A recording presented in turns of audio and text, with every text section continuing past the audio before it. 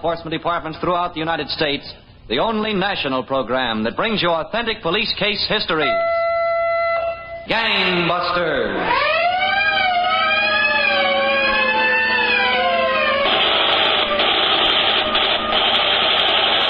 Tonight, the case of the costume killer, who was an old hand at his trade and a hard master to his apprentices, until he learned the first lesson of society at the hands of skillful detectives. And now to Gangbusters and facts that show the operation of our law enforcement officials in their war against the underworld. Gangbusters has asked Chief J.A. Pitcock, who recently retired as Chief of Police, Little Rock, Arkansas, after 31 years of service, to narrate by proxy tonight's case. The inside facts in the case of the costume killer. Chief Pitcock, from what you've told me, I know tonight's case is so fantastic, the facts about this criminal are hard to believe. Yes, Don Gardner, but I've got his signed confession to murder right here in my hand. Well, when did you first hear of this man, Chief Pitcock? Well, Don, our reports start not too many months ago in the city of Paragould, Arkansas. A tall, slim man about 40 had been sitting in the front parlor of his rooming house. He'd heard a knock at the door, and he was on his way to answer it. All right. Hello, Mr. Osprey. Well, come in, Joy. Don't stand there like a tired old field horse. Yes, sir.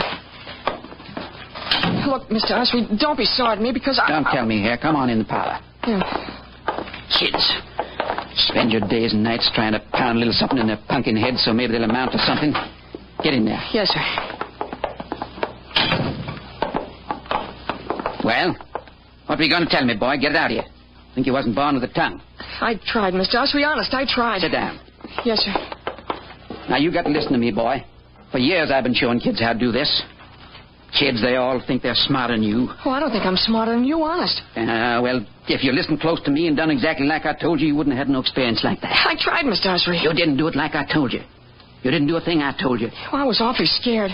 That cop came pretty close, awful close. Well, if you'd listened to me and if you'd opened the window like I showed you how to open it, you'd have been in there and out with a stack full of stuff before that cop even got close. Yes, sir, I guess I would, but... But nothing. I got boys all over this city and lots of other cities. I showed them what to do and how to do it. Now, me and you are going back to that store tonight, and me and you are going to come home with a gunny sack full of stuff. Yes, sir. And then after we get that, I'm going to show you a few other things. How to disguise yourself up good so nobody can pick you out. How to pick a lock with just a hairpin. How to break a man's arm with just one twist. Do I have to learn that? Of course you got to learn that, boy. Sometimes you got to hurt people. Sometimes if you don't hurt people, you get hurt yourself. And hurt bad. Did you ever hurt anyone? Only because I had to. Bad? Bad enough. I killed him. Killed him? Only two. Oh. That's what I did my time for. And if I'd killed the third one, I wouldn't done no time at all. But I got soft-hearted. Serves me right. Now, never you get soft-hearted, boy. Oh, no, sir. Now, you listen to me. And I'll tell you how we're going to get in that store tonight. Maybe you ought to use the glass cutter some more. Shh, boy. You got it. Sure, I got it. Okay, Joey, I'll give you a boost up. You unlock the window. Yeah. Now, grab a hold. Okay. Now, up you go. Okay, now. Reach in, unlock the window. Yes, sir. Wait a minute. A little higher. Yeah.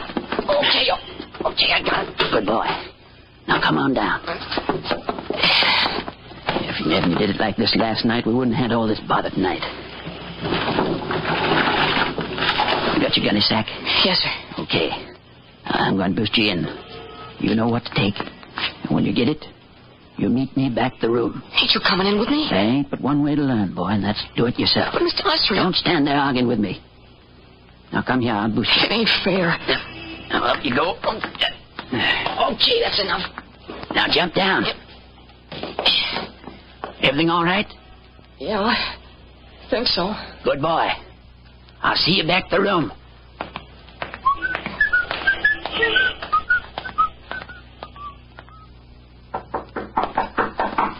All right, I'm coming. Joey, Yeah, it's me. just a second. Come in, boy. Yes, sir. Well, good work, boy. You did fine. Where's the gunny sack? I got it, Mr. Osprey. I left it in the shed. Well, I told you to bring it so I could give you what you got coming. I was gonna, but But what, boy? Speak up. there was a cop waiting in front of my house. A cop. It's a good thing I saw him, Mr. Osprey. An awful good thing. You snitch. You... Please, Mr. Osprey, let me go. I didn't have anything to do with it. What's he doing there, then? I don't know. Huh? Let me go. All right, boy. If this cop's waiting for you, that ain't good. What do we do? Well, I'll tell you, boy. You go on home and get to bed. But the cop will That get don't me. matter none, boy. You got no record. You get off easy. But I don't want to go to jail. I don't want I'll to. just give you a talking to. With me, it's a sight different. I'm on parole. They send me back to prison for life. You wouldn't want that to happen to your old friend Slim Osry, would you? Oh, no, sir, I wouldn't. Well, now you see why I got to leave town. Anyway, I got some of my other boys to look in on. I'll be in touch with you, boy. You'll hear from me. You're a good boy. So, Don, Slim Osry, a paroled murderer and tutor in crime, fled to his native town of Hattiesburg, Mississippi, where he sought refuge at the home of his sister Etta. But Slim Osry's sojourn in Hattiesburg didn't prove as pleasant as he had hoped. Slim? Slim? Slim! Yeah, what's ailing you now? I asked you to weed the garden. Instead, you sit there all day like you were the landlord waiting for his rent. If you want the garden, weed it yourself. I ain't budging, Etta. I ain't budging an inch. Honest, Slim, it just ain't right. If I feel like it, Etta, I'll sit here all week. I don't know how many times I have to tell you, Slim. You ought to be out working like other men. Now, looky here, Etta. If there was work I felt like doing, I'd be out doing it. There ain't no kind of work around this town I feel like doing. Can't you get that through your head? If you don't work, you're blown back into the penitentiary. Now, look here, Etta. I said the penitentiary. Don't you talk to me like that, Etta. The whole town's talking about you. They all know what you are. I got to bear the shame. Who cares? I could see that you're sent back to jail. You shut up, you old hen. Don't. Why should I dirty my hands on you? Fine home you gave your own brother, always nagging. Don't know when to stop. I guess it was a mistake taking you in. More of a mistake not coming back. I guess you better leave, Slim. I reckon the best.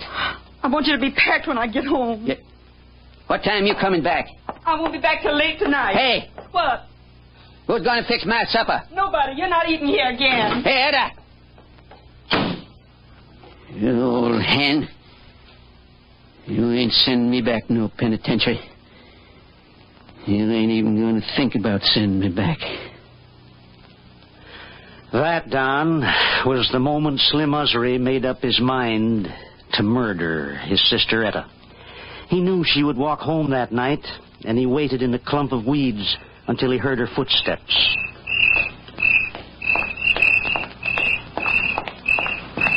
Etta?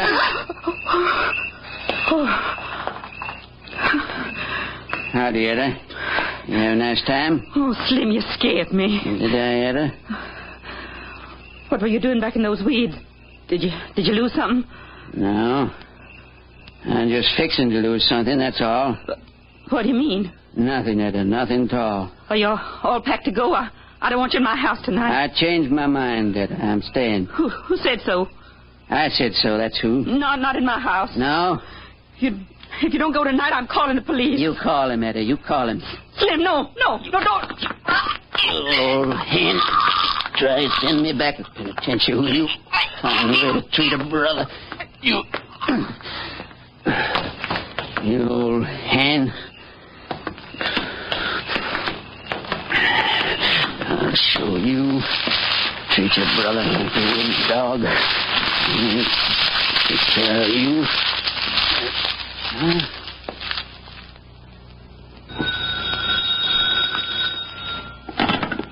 Deputy Sheriff Clarkson. Deputy Clarkson, this is Slim Osry. Yes, Slim. It's my sister Etta, Deputy Clarkson. She left the house yesterday to go visiting. She didn't come home all night. Where'd she go, Slim? Well, I don't rightly know, Deputy Clarkson, but you know Etta. That ain't like her. Something must have happened to her now. Would you help me find her? All right, Slim, I'll be right over. So, Don, the murderer, Slim Usry, reported to the authorities that his sister Etta was missing, although it was Usry himself who killed her. But in carrying out his plan to fool the police, Usry ran into unexpected difficulties. Okay, let's break right here. More from Gangbusters right after these messages on 670 WMAQ. George Burns and Gracie Allen. Boston Blackie. Edgar Bergen. John and Blanche Bickerson. This is Stan Freberg. Would you pay $60 for 60 of the greatest old-time radio shows of all time? Well, now you can by ordering Old Time Radio's Greatest Shows, a 60-episode collection for only $60. The Whistler, Gangbusters, Philip Marlowe, Gunsmoke, and many more. All on top-quality cassettes housed in a designer case. Plus, you'll also receive a 20-page anecdotal booklet giving you the inside story to each and every show. Hold everything, Stan. This is Carl Amari, owner of Radio Spirits, with a special limited-time offer. If listeners call right now and mention this radio station, they can take $10 off the $60 price. But you must call right now and mention this radio station for this special $10 savings. Hey, you don't have to convince me. Order toll-free, 1-800-RADIO-48. That's 1-800-723-4648. It's time for Internet Jeopardy! I'll take Internet Service Provider for $100. They're the fastest-growing Internet access company in Chicagoland. Who is TechPort? You're correct. You control the board. I'll take Technical Support for $500. The company with free 24-hour support. Who is TechPort? Right again. Still your turn. Give me Internet Best Buys for $1,000, Bob. Now listen closely. They're the company which offers unlimited Internet access, a free homepage for new subscribers, email, and free setup for only one low fee of $19.95 per month. Plus, the first 30 days are free. Who is TechPort? Right again. Now, if you answer this next question correctly, you'll double your money and walk away the new Internet Jeopardy champion. How can people sign up with TechPort Complete Internet Access? That's easy, Bob. They call 1-800-830-4880 or log on to www.techinter.com. Congratulations, you're our new Internet Jeopardy champion. And remember, TechPort is your best source for complete Internet access. Phone 800-830-4880.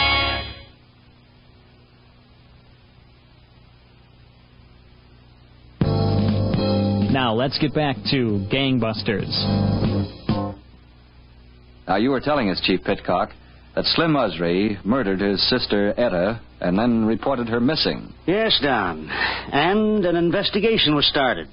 The weeded area of the neighborhood was on the list of places where deputies thought the woman might be found, and the search there was in progress.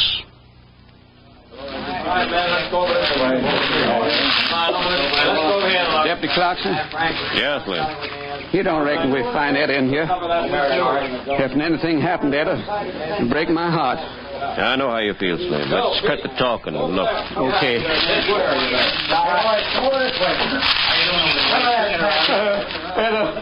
Matter, Slim. Hey, boy. Hold it, man. What's the matter? What's the matter? Did you find something, Slim? Good Lord. Come away from us, Slim. Come away. I won't sleep a wink till I get the man who did this. I won't sleep a wink. Come in. Hello, Deputy Clarkson. Slim. They said you wanted to see me. Yes. Come on over and sit down. Sure, Deputy Clarkson. Well, you got any idea who killed my sis? Yes, Slim. I've got a few ideas. Well, you just tell me who it was. I could wring his neck with my two hands. I could... You could what, Slim? Well, you can't blame me none, Deputy Clarkson. Poor little Etta never did no harm, no one. Murdered in cold blood like that. You killed two men yourself, Slim. Well, that was different. What was so different about it? Well, I paid for it. I spent 19 years put away. And You don't think it was me killed Etta? Well, I didn't say you killed her, but you could have. Well, I didn't. What would I be killing my own sis for? I haven't any idea. This is a fine thing. I come down here to help you, and I get accused of murder. Just because I've been in a little trouble once or twice, you can't let a man have no peace. Not even when they're fixing to bury his poor sister. Hey, Slim. Huh? Come here. What do you want? How come it was you, out of all the people looking for Etta, that found her body? You seem to know just where it was. Well, she just happened to be where I was looking. If I killed her, you don't think I'd be fool enough to find the body, do you? Slim, I don't know what to think. Well, Don, a few months went by and no new evidence turned up. Then one day Slim Usry left town and went to Little Rock, Arkansas. Shortly after he arrived, Usry walked into a costumer's shop on Commerce Street and asked to look at a wig and mustache outfit he saw in the window. Yes, sir. Finest wig and mustache in Little Rock. There you are. Yeah, not bad. I've seen better. I take it you're going to a party? Oh, I figured on a couple of parties. You got a looking glass, yeah? If they look good on, maybe I'll take 'em. Right in back here, sir? Oh, yeah. The mustache sticks right on. I can see how it works. Very good indeed. Nobody'd recognize you, not with that on. How much? Well, now, let's see. That'd be, $11.80 with the tax. Okay. Shall I wrap 'em up for you? Sure, wrap 'em. You don't think I'm going to wear 'em now, do you?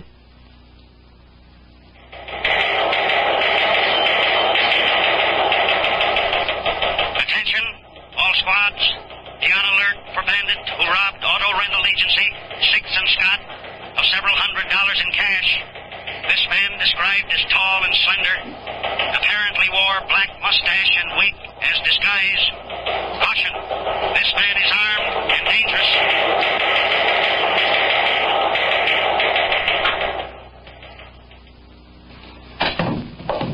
Oh, come on in, Sergeant. What a morning, Captain. I had that witness look at every picture in the file. No luck.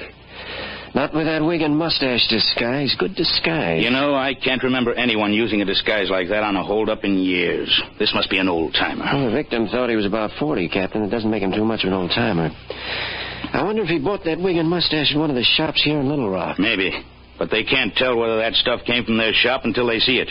And it looks like we'll have to get our man before they can see it.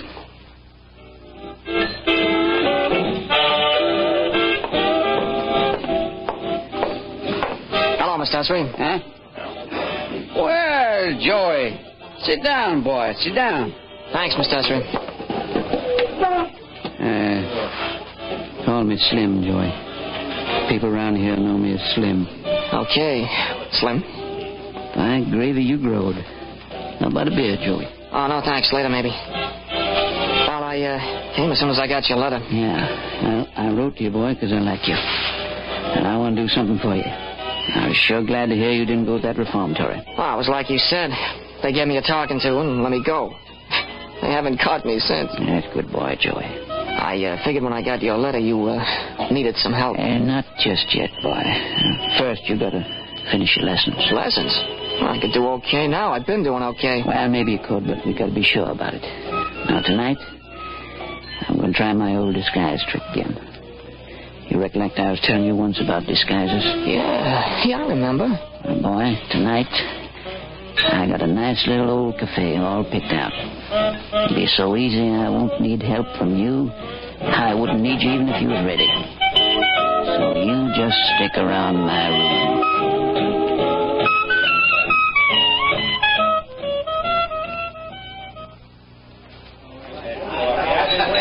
Ham and eggs, French fries. Ham and eggs.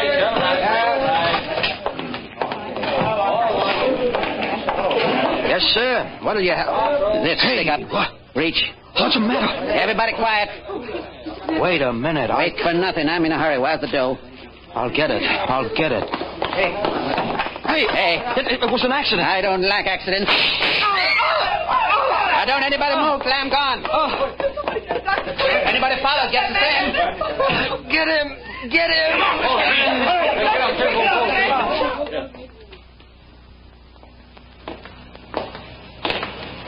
How bad is he, Sergeant? Luckily, not so bad. Both flesh wounds, Captain.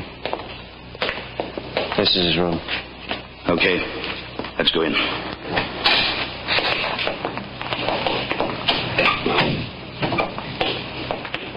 Hello, Mr. Walters.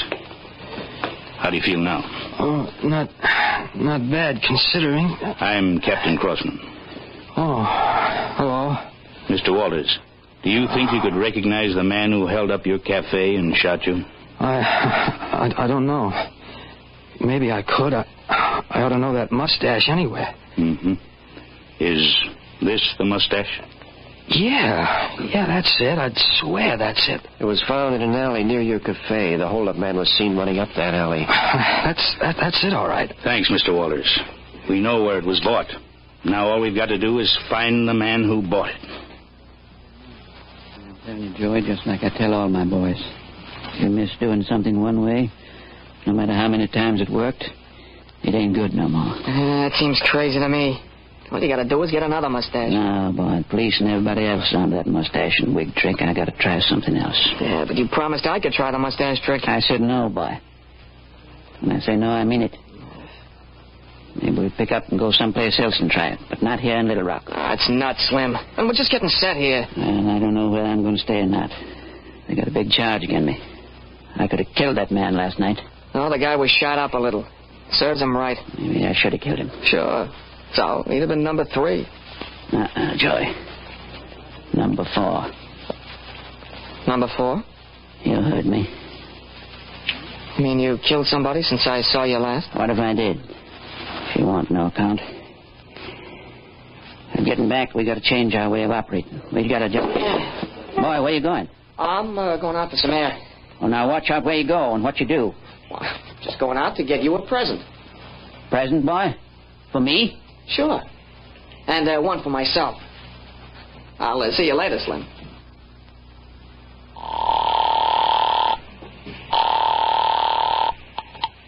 Captain Crossman. This is Sergeant Woods. We've got men planted at that costume store. Nothing doing yet, Captain. Well, keep them there. And at the other stores, too. Okay, Captain, but it's pretty much of a shot in the dark. This fellow'd be a chump to come back for another mustache. Maybe. But if he does come back, I want a welcoming party for him.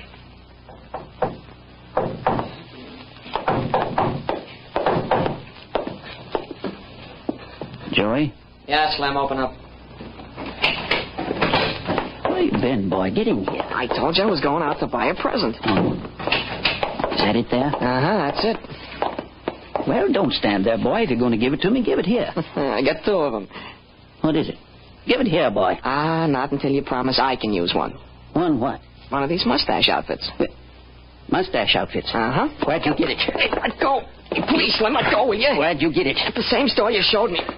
Please, Slim, you hurt me. Please. I ought to kill you, boy. I ought to beat your brains out. No, please. You could have brought the cops here. You know that. There were no cops. I looked good, honest. Let go, Slim. Huh? No cops? I'm positive. I didn't see anybody.